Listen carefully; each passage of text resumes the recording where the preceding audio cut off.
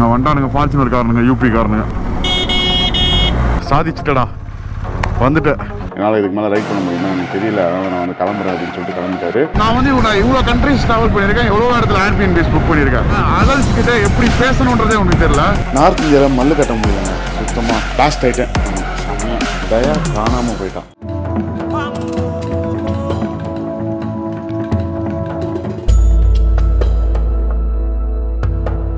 Hello guys, historian, welcome back to the channel. And இன்றைக்கி நம்ம கரெக்டாக எங்கே இருக்குன்னு பார்த்தீங்கன்னா வந்து லக்னோவில் இருக்கும். டுவர்ட்ஸ் வந்து பார்த்திங்கன்னா வந்து நம்ம சென்னையை நோக்கி ரைட் பண்ண போகிறோம். அதில் இன்றைக்கி one of the longest day, Lucknow to Nagpur, which is around 850 kilometres. 850 kilometres வந்து பார்த்திங்கன்னா வந்து 15 hours to 16 hours எடுக்கும். அண்ட் யார் யார் ரைட் பண்ண போகிறோன்னு பார்த்தீங்கன்னா வந்து நானும் தயாவும் தான் வந்து பார்த்திங்கன்னா வந்து ரைட் பண்ண போகிறோம். அண்ட் கூட இன்னொரு ஜீவன் ஒன்று இருந்தது. அந்த ஜீவன் எங்கே போச்சுன்னு சொல்லிட்டு எல்லாருக்கும் வந்து பார்த்தீங்கன்னா வந்து டவுட் இருக்கலாம். அந்த ஜீவன் வந்து பார்த்திங்கன்னா வந்து பறந்து போயிடுச்சு.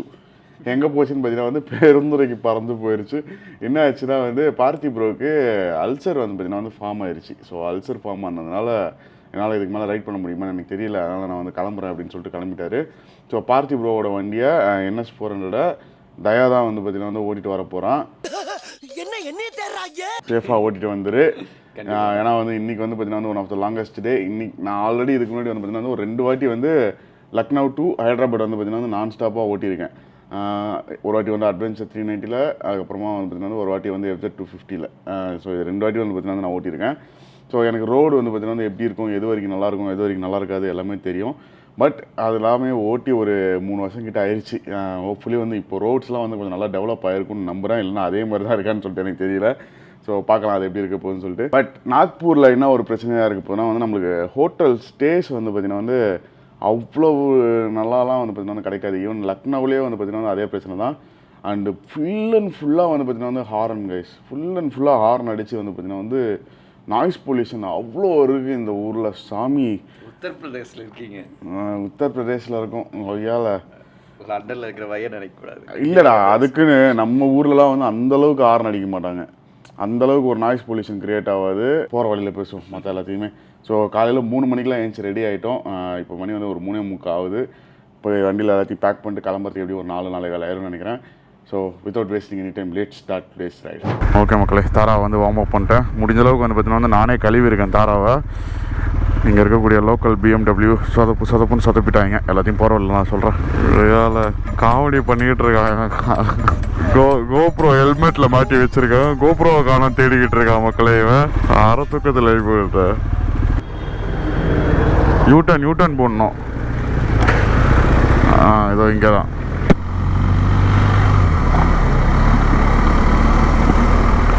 வேலை ஊரா இது. எவ்வளோ ரேஞ்ச் காட்டுதுன்னு தெரில. தாராளா 227 கிலோமீட்டர். உனக்கு ஃபியூல் ஸ்டேஷனுக்கு எவ்வளோ காட்டுது கிலோமீட்டர்ஸு? அப்பா கரெக்டாக அதே ரேஞ்ச் தான் என் பைக்லேயும் இருக்குது. ஸோ லைட்டாக சிட்டிக்குள்ளே போயிட்டு நம்ம வந்து எக்ஸிட் ஆயிடுவோம். டைம் வந்து பார்த்தீங்கன்னா வந்து காலையில் 4:21 ஆகுது. அண்ட் ஈவினிங் 7:30 மணிக்கு ரீச் ஆகும்னு சொல்லுது. தெரில எத்தனை மணிக்கு ரீச் ஆக போகிறோம் என்ன கதைன்னு சொல்லிட்டு பார்ப்போம். பையன் பறன்னு பறக்கிறோம்.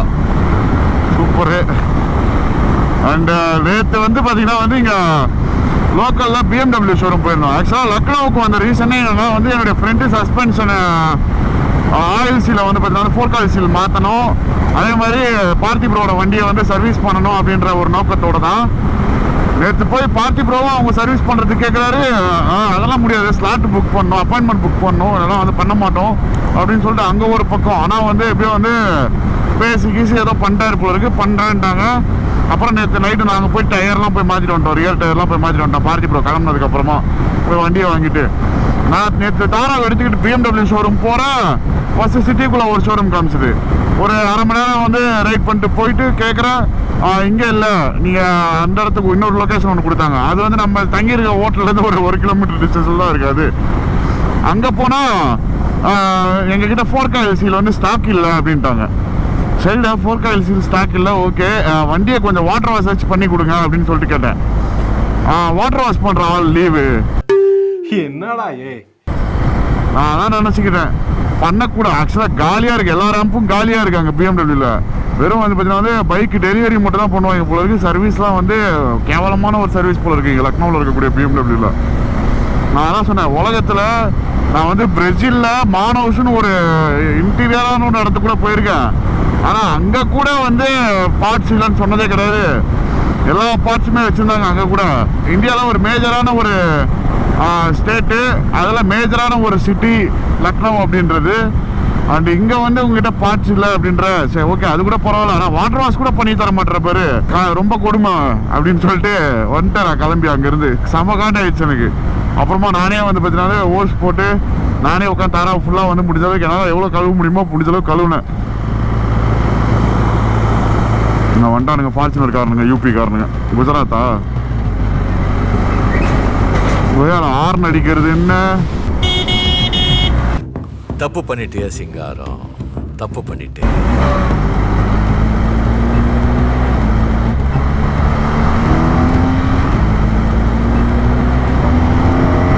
முடிதான் வந்து முடிவா அப்புறம் வா முடிவா.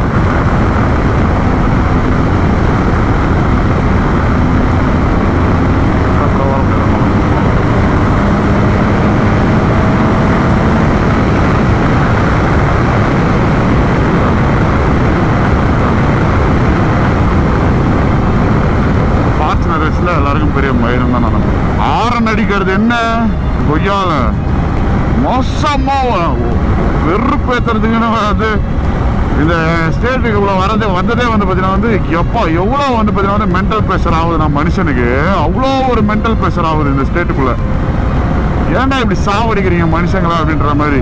இந்த பக்கம் போகணும்னு காட்டுதுறேன் இந்த ரோட்ல. இது பார்ப்போம். போயிட்டு விட்டன் போட்டு வருவோம். அது ஏற்றின டென்ஷனில் இது போனதே கவனிக்கல. டைவர்ஷன் வேலை இந்த கோபுரம் வர உளுந்துருமோன்னு ஒரு பக்குன்னு இருக்கு. ஏன்னா இந்த டபுள் சைட் டேப் வந்து பார்த்தீங்கன்னா அந்த அளவுக்கு ஸ்ட்ராங்காகவே இல்லை. ஸோ இன்னும் வந்து பார்த்தீங்கன்னா வந்து 823 கிலோமீட்டர் இருக்குது நமக்கு. 15 ஹவர்ஸ் ஆக்சுவலாக சாலிடாக எடுக்கும் எப்படி இருந்தாலும். ஏன்னா வந்து பிரேக்ஸ் எல்லாமே சேர்த்து. அண்டு ஃபஸ்ட்டு ஃபியூல் பிரேக் வந்து பார்த்தீங்கன்னா வந்து பிரயாக்ராஜ் அப்படின்ற அந்த ஊரில் தான் வந்து first fuel break map location போட்டிருக்கேன் தயாவோட மேப்ஸில். ஸோ தட் ஏன்னா வந்து எவ்ரி 250 கிலோமீட்டர் ஒன்ஸ் வந்து அவங்க வந்து ஃபியூல் ஸ்டாப் எடுக்கணும். எனக்கு வந்து இப்போது ஃபஸ்ட்டு ஃபியூல் ஸ்டாப்பில் ஃபியூல் போட்டோன்னா அதுக்கப்புறமா வந்து எனக்கு தெரிஞ்சு மோஸ்ட்லி வந்து நான் நாக்பூர் கிட்டே போனதுக்கப்புறம் நான் எங்கன்னா போட்டால் போதும்னு நினைக்கிறேன் ஃபியூல். வேறு கோபுரம் வேறு கொடை சாஞ்சிக்கிட்டு இருக்கு அப்படியே கொஞ்சம் கொஞ்சமாக. ஸோ எனக்கு தெரிஞ்சு வந்து நான் கோபுரம் ரிமூவ் பண்ணி வச்சுருது நல்லதுன்னு நினைக்கிறேன். ஸோ ரிமூவ் பண்ணி வச்சுட்டு நான் எங்கன்னா வந்து எம்சில் கிடச்சுன்னா வாங்கி ஒட்டிட்டு அதுக்கப்புறமா வந்து மோட்டோ விளாகிங் கண்டினியூ பண்ணுறேன். ரொம்ப நேரம் கழிச்சு வந்து பார்த்தீங்கன்னா இப்போ தான் வந்து கோபுரம் மாட்டியிருக்கேன். ஏன்னா வந்து எம்சில் வாங்கி வந்து பார்த்தீங்கன்னா போட்டு ஒட்டியாச்சு. வெயில் வந்து பார்த்தீங்கன்னா வந்து மண்டைக்கு எரிச்சு 32 டிகிரி. அண்ட் இன்னும் 367 கிலோமீட்டர் இருக்குது. 500 கிலோமீட்டர் ஓட்டிட்டு வந்துட்டோம். நம்ம லாஸ்ட்டாக வந்து ஒரு பிரேக்ஃபாஸ்ட் பிரேக் எடுத்திருந்தோம். ஸோ அந்த இடத்துல வந்து பார்த்தீங்கன்னா நான் கோபுரம் ஒட்டிட்டேன். ஹோப்ஃபுல்லி வந்து இது வந்து தாங்கும்னு நம்புகிறேன். பாவம் பயப்புல கொஞ்சம் லைட்டாக கஷ்டப்படுறான். பட்டு இன்னும் ஒரு 367 கிலோமீட்டர் தான். அதுக்கப்புறமா வந்து பார்த்திங்கன்னா நம்ம ஃபுல்லாக ஸ்லோ மோஷனில் போக ஆரம்பிச்சிடலாம். இப்போ ரோட்ஸ் எல்லாமே வந்து பார்த்தீங்கன்னா சூப்பராக போட்டுட்ருக்காங்க. நான் லாஸ்ட்டாக வந்ததுமே இப்போதுக்கும் வந்து பார்த்தீங்கன்னா வந்து ரோடு செம்ம டிஃப்ரென்ஸு. ஏன்னா போன வாட்டி வந்தப்போ இந்த ஊர் வரைக்கும் ஜபல்பூர் வரைக்குமே வந்து பார்த்தீங்கன்னா ரோடு நல்லா இல்லை. பட் இந்த வாட்டி பார்த்தீங்கன்னா அங்கேருந்து லக்னோவில் ஆரம்பித்து இப்போ வரைக்குமே வந்து ரோட்ஸ் சூப்பராக இருக்குது. என்ன ஒன்று நடுவில் மாடுங்க வந்து பார்த்தீங்கன்னா அங்கங்கே வந்துடுது. ஸோ அப்படியே ரோட்டில் ஒரு லேனை ஃபுல்லாக மறைச்சி படுத்திக்கிட்டு இருக்குங்க மாடுங்க. அண்டு திடீர்னு மனுஷங்களும் திடீர்னு எகிரி குச்சி எங்கேன்னு வராங்கன்னே தெரிய மாட்டேங்குது. இன்னும் ஒரு 100 கிலோமீட்டரில் ஜபல்பூர் ரீச் ஆயிடுவோம். ஜபல்பூர்ன்றது வந்து ஒரு டைகர் ரிசர்வ் ஏரியா. நிறைய பேருக்கு தெரிஞ்சிருக்க வாய்ப்பு இருக்குது. ஸோ நான் என்ன ஆச்சுன்னா ஒரு ஈவினிங் ஒரு 5 மணிக்காக ரீச் ஆகிட்டோன்னா 5 மணி 4 மணி அந்த மாதிரி ரீச் ஆகிட்டோன்னா டேரெக்டாக ஏன் நம்ம இந்த பாருங்க மாடு டேரெக்டாக நம்ம ஏன் வந்து ஹைதராபாடுக்கே ஓட்டு போகக்கூடாதுன்னு நினச்சேன். பட் ஆனால் அது பாருங்கள் எவ்வளோ மாடு நிற்கிது பாருங்க. பட் தென் தயாவுடைய நிலைமை நினச்சி நான் வந்து இல்லை வேணாம் அப்படின்னு சொல்லிட்டு அப்படியே அந்த பிளான்லாம் ட்ராப் பண்ணிட்டு போயிட்டு ரூம் எடுத்துகிட்டு ரெஸ்ட் எடுப்போம். பாவம் அவனுக்கு கையெல்லாம் வந்து பார்த்தீங்கன்னா வலி எடுக்க ஆரம்பிச்சிச்சு. ஏன்னா நான் பார்த்தி ப்ரோ வந்து கையில் வந்து அந்த கிரிப்பு மாதிரி ஒன்று எக்ஸ்ட்ராவாக போடுவாங்கல்ல, அது போட்டிருக்காரு போல இருக்கு. ஸோ அது போட்டாலே வந்து நமக்கு லாங் ரைடுக்கு சூட்டே ஆகாது. லாங் ரைடை பொறுத்த வரைக்கும் ஸ்டாக்காக இருந்தால் தான் வந்து எவ்வளோக்குள்ள ஸ்டாக்காக இருக்கோ, அந்த ஆக்சிடென்ட்டாக இருக்கட்டும் இல்லைனா வந்து இதுவாக இருக்கட்டும், அது ஸ்டாக்காக இருந்தால் மட்டும்தான் வந்து பார்த்தீங்கன்னா நம்மளுக்கு கை வலிக்காது. மேபி அவருக்கு யாராச்சும் வந்து ராங் இன்ஃபர்மேஷன் கொடுத்துருக்கலாம், இதை போட்டால் கை வலிக்காது அப்படின்னு. ஸோ அதை மட்டும் இப்போ கட் பண்ணி எடுத்துட்டேன். அதை கட் பண்ணி எடுத்துகிட்டு அப்படியே அந்த டேங்க் பேக் ஒன்று நசனா எனக்கு ரொம்ப இரிட்டேட்டிங்காக இருந்துட்டு போகுது. அதையும் கைட்டி அவனுக்கு பின்னாடி கட்டி கொடுத்துட்டேன். ஸோ இப்போ கொஞ்சம் ஃப்ரீயாக ஓட்டுவான்னு நினைக்கிறேன். எவ்ரி 100 கிலோமீட்டர்ஸ் ஒன்ஸ் வந்து பார்த்தீங்கன்னா பிரேக் எடுத்து தான் போயிட்டுருக்கோம் நாங்கள். பாருங்க மாடு திடீர்னு புஷ்கு நடு ரோட்டில் வருது பாருங்க. சாமிங்களா, மாடுங்களை வீட்டில் வாழுங்க சாமிங்களா. மேய்க்கிறதுனா காட்டுக்குள்ளே போய் மேய்ங்க, ஹைவேல ஏன் மேய்க்கிறீங்க? எவ்வளோ ஆக்சிடென்ட்ஸ் நடந்து எவ்வளோ பேரோட உயிர் போயிருக்கு. அதனால் இப்போ அவனுக்கு அந்த கை கிரிப்பு ஓகேவான்னு கேட்போம் கிட்ட போயிட்டு. சூப்பராக இருக்கான் இப்போது, அதை தான் சொன்னேன்.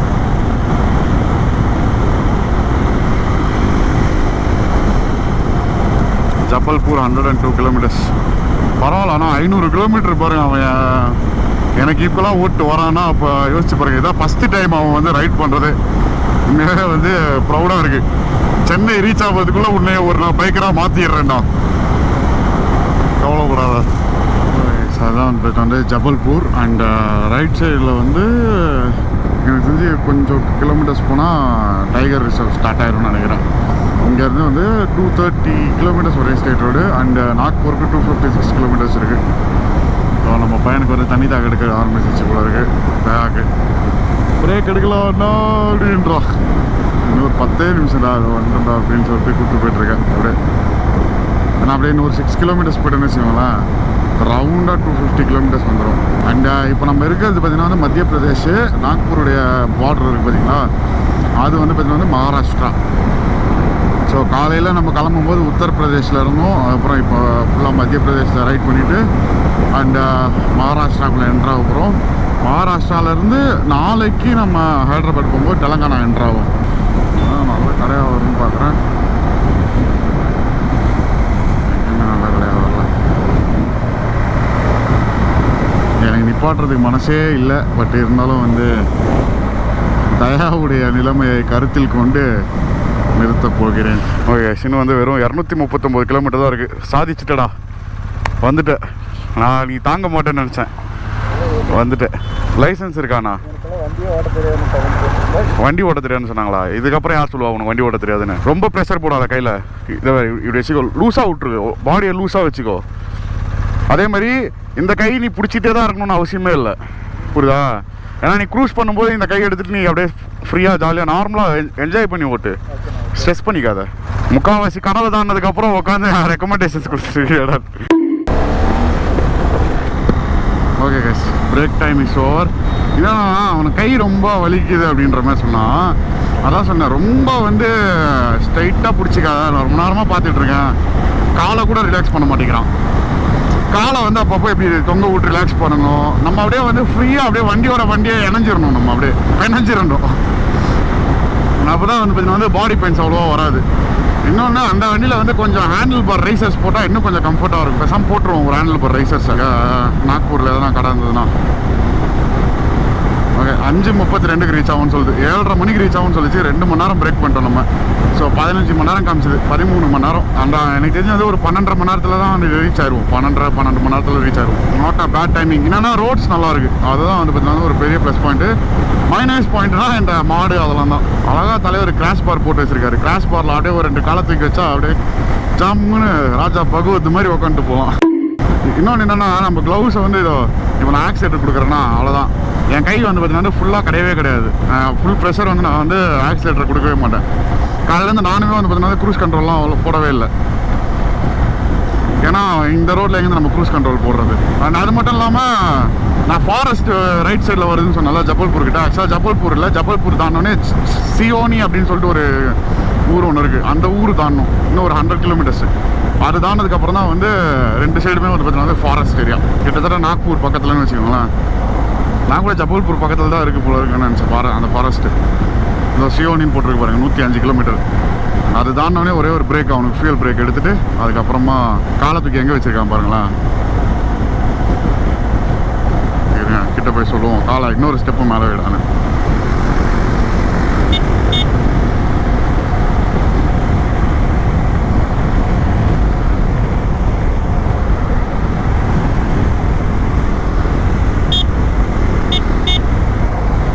கையில் வச்சு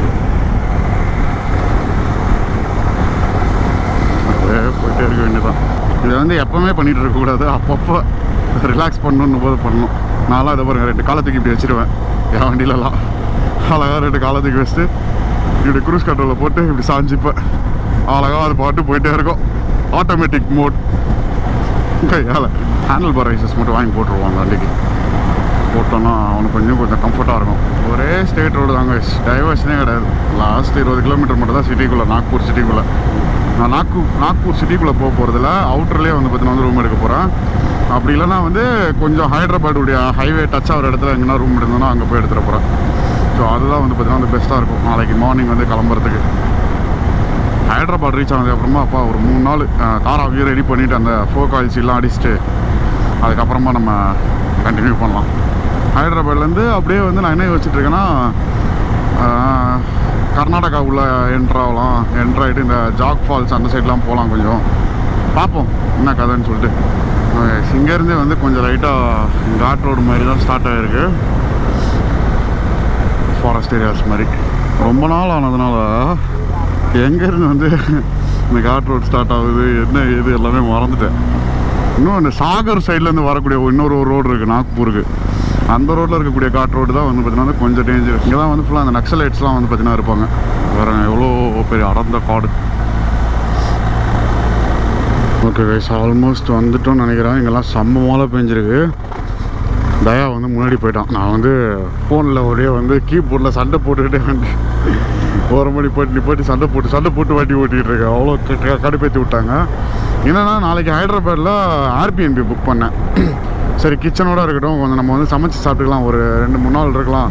ஏன்னா எப்படியும் வந்து தாராவை ரெடி பண்ணுறதுக்கு ஒரு 2 நாளாச்சு ஆகும். அதனால் வந்து ஒரு 3 நாள் இருக்கலாம்னு சொல்லிட்டு புக் பண்ணிட்டு சரி நம்மளே சமைச்சிக்கலாம், வெளியே சாப்பிட்டா செலவாகும்னு சொல்லிட்டு ஏர்பிஎன்பி புக் பண்ணால் கொய்யால ஃபோன் பண்ணிட்டு எத்தனை பேர் வரீங்க அப்படின்னு. அப்படியே அந்த வாய்ஸ் டோனே நம்மளுக்கு தெரியல. எத்தனை பேர் வரீங்க? 2 பேர் அப்படின்னு.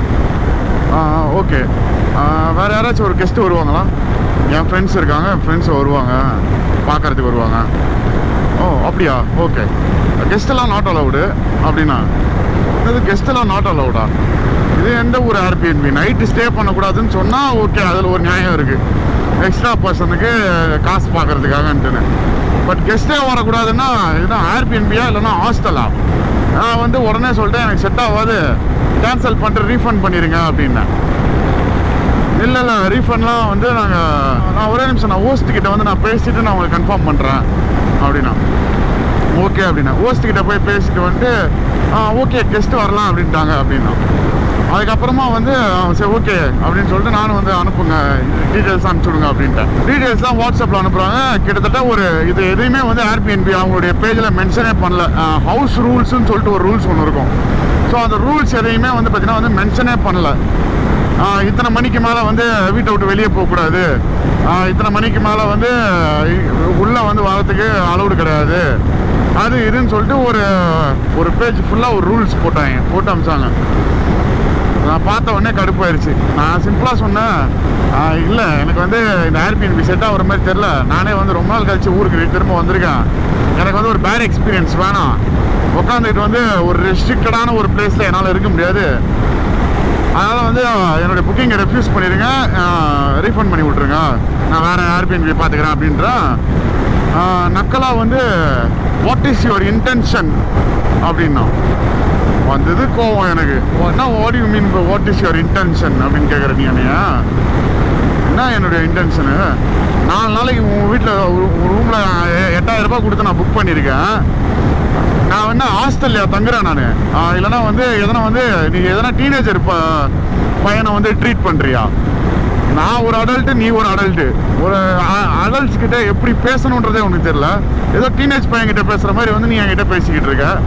நான் உனக்கு காசு கொடுத்து உன் இடத்துல வந்து தங்குறேன், நீ வந்து சர்வீஸ் தான் ப்ரொவைட் பண்ணுற, சர்வீஸ் ப்ரொவைட் பண்ணுற மாதிரி நடந்துக்கோ அப்படின்னு. உடனே அது அப்படி எப்படின்னா எனக்கு எதுவுமே கேன்சல் பண்ணி விட்றதுக்கு உனக்கு என்ன இப்போ பிரச்சனை அப்படின்னு கேட்டதுக்கு நானே கேன்சல் பண்ண முடியாது, நீ போய் ஏர்பிஎன்பி கிட்ட போய் பேசிக்க அப்படின்னா. ஏர்பிஎன்பி கிட்ட போய் மெசேஜ் அனுப்புனா ஏர்பிஎன்பினா சொல்கிறான் கெஸ்ட்டு வந்து எந்த தப்பும் பண்ணலை, கெஸ்ட்டு வந்து அவங்களுடைய ரூல்ஸ் வந்து சொன்னாங்க அவ்வளோதான் அப்படின்னா. பாருங்க வந்தது கோவம் எனக்கு. முதுகுல குத்திட்டு இல்ல முதுகுல குத்திட்டு தப்பா இல்ல, ஜஸ்ட் ரூல்ஸ் சொல்றான். இல்லை எனக்கு இது வந்து ரொம்ப ஓவர்வெல்மிங்காக இருக்குது, எனக்கு வந்து இது செட் ஆகாது அப்படின்னு சொல்லிட்டு நான் சொல்கிறேன். கேன்சல் பண்ணிடுங்கன்றேன். அதில் என்ன புக் பண்ணி அடுத்த 5வது நிமிஷம் இது நடக்குது. ஏதோ ஒரு நாளைக்கு இன்னைக்கு ஈவினிங் 1 மணி நேரத்தில் வந்து என்னுடைய புக்கிங் ஸ்டார்ட் ஆகுது அப்படின்னா பரவாயில்ல. நான் அதான் சொல்கிறேன், சரி ஓகே நான் போய் அங்கே போய் ஸ்டே பண்ணிக்கிறேன், எனக்கு ஒன்றும் பிரச்சனை இல்லை, நான் போய் ஸ்டே பண்ணிக்கிறேன் அப்படின்ட்டேன். நான் சொல்லாமல் சொன்னேன், நான் என்னைய மட்டும் இப்போ அங்கே ஸ்டே பண்ண விட்டேன்னா உனக்கு கொடுக்குற 7000 ரூபாவை விட உனக்கு நான் பெருசாக ஆப் வச்சுட்டு வந்துடுவேன்டா அங்கேருந்து அப்படின்ட்டு. உண்மையாக நம்மக்கிட்ட எப்படி சொல்கிறது, ஒருத்தங்க வந்து பணிவாக இருந்தாங்கன்னா நம்மளும் வந்து ரொம்ப பணிவாக இருப்போம். அவங்க வந்து 1% பணிவாக, ஆனால் நம்ம 100% அவங்களுக்கு வந்து திரும்ப வந்து பணிவாக இருப்போம். நம்மக்கிட்ட வந்து இந்த திமிருத்தனம் காமிக்கணும்னு காமிச்சாங்கன்னு வச்சுக்கோங்களேன், நம்மளுக்கு வந்து மண்டை சூடாயிரும். கொய்யால செம்ம காண்டாயிடுச்சு எனக்கு. ஏதோ பெட்ரூமில் வந்து ஸ்மோக் பண்ணக்கூடாது, நான் வந்து இவ்வளோ கண்ட்ரிஸ் ட்ராவல் பண்ணியிருக்கேன், எவ்வளோ இடத்துல ஏர்பிஎன்பிஸ் புக் பண்ணியிருக்கேன். ஹவுசிங் ரூல்ஸ்ன்னு சொல்லிட்டு ஒரு 5-6 போட்டு வச்சுருப்பாங்க. அது ரொம்ப காமனாக எல்லா ஹோட்டல்லையுமே இருக்கிற ரூல்ஸ் எல்லாமே. ஆனால் ஏதோ வந்து ஒரு ஹாஸ்டலில் ரூம் போட்ட மாதிரி இத்தனை மணிக்கு மேலே உள்ளே வரக்கூடாது, இத்தனை மணிக்குள்ளே தான் வந்து வந்துடணும், எந்த விதமான ஒரு சவுண்டுமே வரக்கூடாது ரூம்லேருந்து. டெய்லி வந்து காலையில் வந்து இன்ஸ்பெக்ஷன். இதுதான் வந்து எனக்கு ரொம்ப கடுப்பாயிருச்சு. டெய்லி காலையில் வந்து இன்ஸ்பெக்ஷன் வருவாங்களாம் ரூமுக்கு.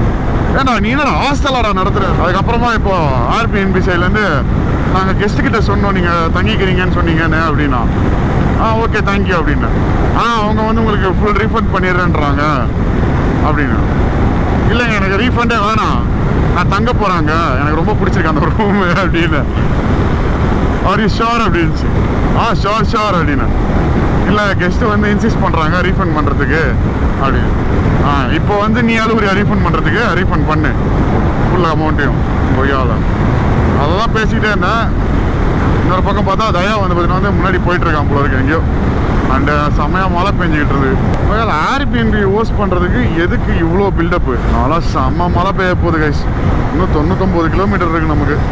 கடைசி நேரத்தில் ஃபுல்லாக நனைஞ்சு தொப்பக்கட்டையாக நனைஞ்சு போய் ரூமுக்கு போகிறோன்னு நினைக்கிறேன். என்கிட்ட ரெயின் கியர்ஸ் இருக்குது, ஆனால் மோஸ்ட்லி அதை எடுத்து நான் தயாக்கு கொடுத்துருவேன். ஓகே அவன் ஜாக்கெட் போட்டிருக்கான், அவனுக்கு வந்து நம்ம பேண்ட்டு கொடுத்தா போதும், நம்ம ஜாக்கெட் போட்டுக்கலாம். நம்ம கீழ் பாடி நனைஞ்சால் போதும். எங்கன்னா வந்து நிப்பாட்டி மாற்றிடுவோம். 99 கிலோமீட்டர் இருக்குது. ஆக்சுவலாக வந்து 44 கிலோமீட்டரில் நாக்பூருடைய ரோடு என்ட்ராயிடுவோம். பட் அதுக்கப்புறமா ஒரு 50 கிலோமீட்டர் போகிறோம். எதுக்குன்னு பார்த்தீங்கன்னா டுவர்ட்ஸ் ஹைதராபாத் சைடு. நாக்பூர் உள்ள ஹோட்டல் ரூம்ஸ் எதுவுமே நல்லா இருக்காது. ரொம்ப வந்து பார்த்தீங்கன்னா வந்து எல்லாமே வந்து ஓயோன்னு இருக்குது. நான் ஆல்ரெடி வந்து இங்கே லக்னோலையும் ஓயோவில் தான் தங்கினேன், வேறு வழி இல்லாமல். அங்கேயும் வந்து பார்த்தீங்கன்னா வந்து ரொம்ப கேவலமான ஒரு எக்ஸ்பீரியன்ஸாக இருந்தது. ஸோ அதனால் வந்து ஒரு 40 கிலோமீட்டர் தள்ளி போனாலும் பரவாயில்ல, கொஞ்சம் நல்ல ரூமாக எடுத்துக்கலாம்னு சொல்லிட்டு நல்ல ரூமாக எடுத்துட்டேன். ரொம்ப அந்த பெட்ஷீட்லாம் கரையாக வச்சு ஐயோப்பா, கொஞ்சம் இந்த மழை இருக்கிற க்ளவுட்ஸ், டார்க் க்ளவுட்ஸ் இருக்கிற ஏரியா விட்டு கொஞ்சம் எக்ஸிட் எடுத்து நல்லாயிருக்கும் சீக்கிரமாக. வேலை இந்த ரோட்டில் இந்த தாபா கிபாலாம் பார்க்கும்போது அப்படியே பழைய ஓல்டு மெமரிஸ் தான் வந்துருச்சு. அப்படியே சன்னி ஞாபகம் வர ஆரம்பிச்சிட்டான்.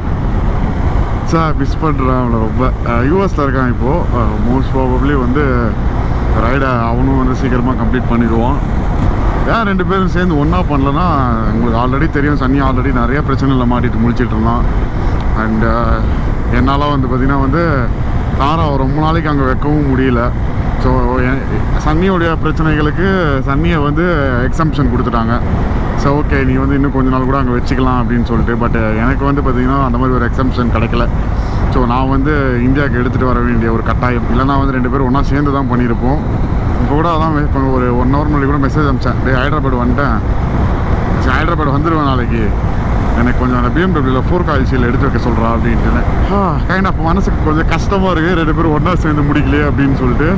ஏன்னா இன்னத்துக்கு ஒன்றா சேர்ந்து முடிச்சிருந்தோன்னா ஹைதராபாத்தில் அவனுக்கு ஒரு மீட்டப் வச்சுட்டு அப்படியே வந்து பெங்களூர் 2 பேரும் சேர்ந்து ஒன்றா போயிட்டு 1 hour மீட்டப் வச்சுட்டு சென்னை 2 பேரும் ஒன்றா போயிட்டு அப்படியே எனக்கு ஒரு மீட்டப் வச்சுட்டு நல்லா இருந்திருக்கும்.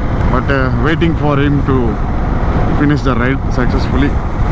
வந்ததுக்கப்புறமா ஒன்றா சேர்ந்து வேறு ஒரு ரைடு எதனா பண்ணுவோம் கண்டிப்பாக. இந்த இடத்துல இப்போ நம்ம ஹோட்டல் புக் பண்ணியிருக்கோம்.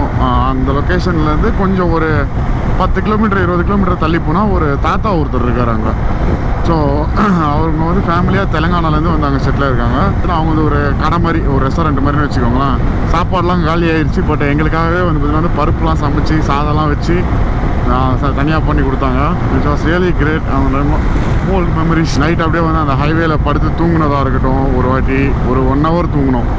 1 hour தூங்கிட்டு காலையில் எழுந்துச்சு டப்புன்னு அப்படியே ஹைதராபாத் கிளம்பி போய்ட்டு அவங்க ரூமுக்கு டேரெக்டாக சன்னியோட ரூமுக்கு போயிட்டேன். அப்புறம் அங்கேருந்து சென்னை நோக்கி போனேன். ஸோ இதெல்லாம் வந்து கைண்ட் ஆஃப் எவ்வளோ வருஷம் ஆயிடுச்சு நாங்கள் 2 பேரும் வந்து ஒன்றா ஃப்ரெண்ட்ஸ் ஆகி back to be in this place with Tara. So இப்போ இன்னும் 1.56 கிலோமீட்டர்ஸில் நம்ம ரைட்டு ஃப்ளைஓவர் ஏறி அவுட்டர் ரிங் ரோடு வழியாக நாக்பூர் எக்ஸிட் ஆயிடுவோம். ஸ்ட்ரைட்டாக போகணும் அப்படின்னா நாக்பூர் சிட்டி ஒரு 25 கிலோமீட்டர் ஸ்ட்ரைட்டாக போகணும்னா. தயா குட்டி எங்கே இருக்கீங்க, சீக்கிரம் வாங்க, முன்னாடி வந்துட்டுருக்காரு, வயசாக தொலைச்சிட்டு இருக்கான் போகிறது. ஓகே கைஸ், ஃபைனலி வந்து பார்த்தீங்கன்னா வந்து நாக்பூர் ரீச் ஆகிட்டோம். அண்ட் லாஸ்ட் மினிட்ல வந்து பார்த்தீங்கன்னா ஒரு சொதப்பல் ஆயிடுச்சு. என்னென்னு பார்த்தீங்கன்னா வந்து தயா காணாமல் போயிட்டான். ஃபோன் ஆஃப் ஆயிடுச்சு, பெட்ரோல் பங்க்ல போய் சார்ஜ் போட்டு கால் பண்ணாங்க. பின்னாடியே வந்துக்கிட்டு இருந்தான். லாஸ்ட்டாக இந்த ஒரு டோல் பூத் தானதுக்கப்புறமா வந்து திடீர்னு பார்த்தா காணும். ஸோ பட் எனிவே அதுக்கப்புறமா வந்து தேடி கண்டுபிடிச்சி எப்படியோ வந்துட்டான். ஃபோனை சார்ஜுக்கு இதெல்லாம் போட்டு யார்கிட்டயோ பேசி ஏதோ ஒரு ஆன்டி ஃபோன்லேருந்துலாம் எனக்கு ஃபோன் பண்ணி. ஸோ எனிவே எப்படி இருந்துச்சு இன்றைக்கி ரைடு? ஆல்ரெடி நான் எங்கே இந்தோனேஷியாவில் ட்ராவல் பண்ணியிருக்கேன், தாய்லாந்தில் ட்ராவல் பண்ணியிருக்கேன். ஆனால் இங்கே நான் பைக் எடுத்து சுற்றுனதே இல்லை. கேரளா மட்டும் நான் போயிட்டு வந்திருக்கேன். இதுதான் எனக்கு தெரிஞ்சு ரொம்ப லாங்காக ட்ராவல் பண்ணது. அது சும்மா இவரை ஃபாலோ பண்ணிகிட்டே போனாங்க, மண்ணுக்குள்ளே விட்டாரு, அப்படியே வாபுலாச்சு, எப்படியே தப்பிச்சிட்டேன். இது அப்படியே எல்லாத்துலயும் ஃபாலோ பண்ணு. அப்பப்போ டயர்டா இருக்கும் வாழ்க்கையில. பிரேக் எடுத்து ஒரு டீயே குடிச்சோமா, மறுபடியும் வண்டியை ஸ்டார்ட் பண்ணோமா, ஓட்டோமா, டெஸ்டினேஷன் எப்படி ரீச் ஆனோம் பாரு. பட் சீரியஸ்லி வந்து சொல்ல போனால் வந்து ஹேட்ஸ் ஆஃப். ஃபஸ்ட்டு டைம் வந்து பார்த்தீங்கன்னா வந்து இந்தியாவில் ரைட் பண்ணுறான். இவ்வளோ தூரம் வந்து ரைட் பண்ணிட்டு வந்தது தான் வந்து ரொம்ப பெரிய விஷயம். அதான் வந்து சொல்லிட்டு இருந்தேன். ஒன்ஸ் வந்து பார்த்தீங்கன்னா ஹைதராபாத் ரீச் ஆகி என்னன்னா நார்த் இந்தியாவில் மல்லு கட்ட முடியலங்க சுத்தமாக. சாப்பாடாக இருக்கட்டும், அந்த ஹாரன் சவுண்டாக இருக்கட்டும், இதெல்லாமே வந்து எனக்கு ரொம்ப வந்து பார்த்திங்கன்னா ஆக்சுவல் பிளான் என்னவா இருந்ததுன்னா அப்படியே வந்து ஜெய்சல்மர் போகலாம், குஜராத் போகலாம், அப்படி இப்படின்னு சொல்லிட்டு ஏகப்பட்ட பிளான்லாம் வந்து போட்டு வச்சுருந்தோம். பட் ஒன்ஸ் லக்னோக்குள்ளே என்ட்ரானது, அந்த யூபிக்குள்ளே என்ட்ரான உடனே வந்து பார்த்திங்கன்னா ஹாரன் சவுண்டாக இருக்கட்டும், வெயிலாக இருக்கட்டும், லாஸ்ட் ஆகிட்டேன் நான் செம்மையாக. என்னால் வந்து சுத்தமாக முடியல. அதுக்கப்புறமா வந்து ஓகே பார்த்திபுவும் வந்து கிளம்புறேன் வீட்டுக்கு அப்படின்னு சொல்லிட்டு கிளம்பி போயிட்டாரா. சரி நம்மளும் வந்து ஹைதராபாத் போயிடுவோம். ஃபஸ்ட்டு ஹைதராபாத் போய்ட்டு வண்டியை ரெடி பண்ணிடுவோம். ஏன்னா லக்னோவில் வந்து வண்டியை ரெடி பண்ண முடியல. ஸோ அதனால் வந்து ஹைதராபாத் போய்ட்டு வண்டியை ரெடி பண்ணிடுவோம். பார்ப்போம், நாளைக்கு வந்து பார்த்தீங்கன்னா வந்து ஹைதராபாத் போய் ரீச் ஆயிடுவோம் நினைக்கிறேன். அதெல்லாம் சொல்ல வரையா? எனக்கு என்னன்னா போனோம்னா ஒரு 2-3 டூரிஸ்ட் ஸ்பாட்டெல்லாம் பார்த்துட்டு என்ஜாய் பண்ணோம்னா நல்லா இருக்கும். ஏன்னா நீ டூரிஸ்ட், அந்த ரூம்ல இருந்து கிளம்பி இந்த ரூம் வரைக்கும் வண்டி ஓட்டிகிட்டே இருக்காங்க, எதுக்குங்க ஓட்டுறீங்க அப்படின்னு தான் தோணுது எனக்கு. இப்போது நான் டூரிஸ்ட் ஸ்பாட்டு போய் பார்க்கணுன்னா நான் பஸ்ஸில் போய் பார்த்துப்பேன். நீ வர வழியில் காலையில் ஒரு சன்ரைஸ் பார்த்த பார்த்தியா, எப்படி இருந்துச்சு? நல்லா இருந்துச்சு. பைக்கில் ட்ராவல் பண்ணுறோமா, பஸ்ஸில் ட்ராவல் பண்ணுறோமா, லாரியில் ட்ராவல் பண்ணுறோமா, எதுவுமே சம்மந்தம் இல்லை எனக்கு ட்ராவல். ஏன்னா நீ வந்து ட்ராவலர், நான் வந்து மோட்டார் சைக்கிளிஸ்ட். அப்படின்னா தூரமாக போயிட்டு அங்கேயே செட்டில் ஆயிடுவேன். ஒரு 2 மாதம் அங்கே இருந்தோமா. அதுதான், அது வந்து ஸ்லோ ட்ராவல். எனக்கும் வந்து அது மாதிரி பண்ணணும்னு ஆசை. பட் ஆனால் வந்து அது வந்து அந்த மாதிரி பண்ணும்போது ஒரு ஃபேவரட் பர்சன் கூட பண்ணணும். யாருன்னு? அண்ணியா? கல்யாணம் மட்டும் பண்ணுங்கிறீங்க? கல்யாணம் பண்ணிட்டு நான் பண்ணுவேன் அதை. இங்கே பாலியெல்லாம் போனேன்ல, போனேன்னா ஒரு மாதிரி பீஸ்ஃபுல்லாக அமைதியாக இருக்குது. உங்கள் கூட இருந்தேன்னா அப்படியே பட்டன்னு இருக்கு. அதுதான்டா சரி. சும்மா அதறது இல்லை. இப்போ ஹைதராபாத் போனதுக்கு அப்புறமா என்ன பண்ண போறீங்கன்னு கேட்டால் தெரில, பிளானே பண்ணல. நிறைய பிளான் இருந்தது, பார்ப்போம் என்ன நடக்குதோ. அது வந்து அந்த ஃப்ளோவில் நடந்துக்கிட்டே தான் இருக்கும். ஸோ பார்க்கலாம். ஸோ இந்த ஒரு vlog நான் இதோட முடிச்சுக்கிறேன். As usual just eat sleep right and repeat that again. Channel புதுசாக சேனல் மறக்காமல் சப்ஸ்கிரைப் பண்ணிக்கோங்க. நோட்டிஃபிகேஷன் பண்ணி கிளிக் பண்ணிருக்கேன். இன்ஸ்டாகிராம் அதுன்னு சொல்லிட்டு போய் ஃபாலோ பண்ணிக்கோங்க. தயாவை ஃபாலோ பண்ணணும்னு நினச்சிங்கன்னா வந்து மறக்காமல் தயாவுடைய இன்ஸ்டாகிராம் போய் ஃபாலோ பண்ணிக்கோங்க. நன்றி வணக்கம். நன்றி வணக்கம். வாழ்க வளமுடன். Bye by.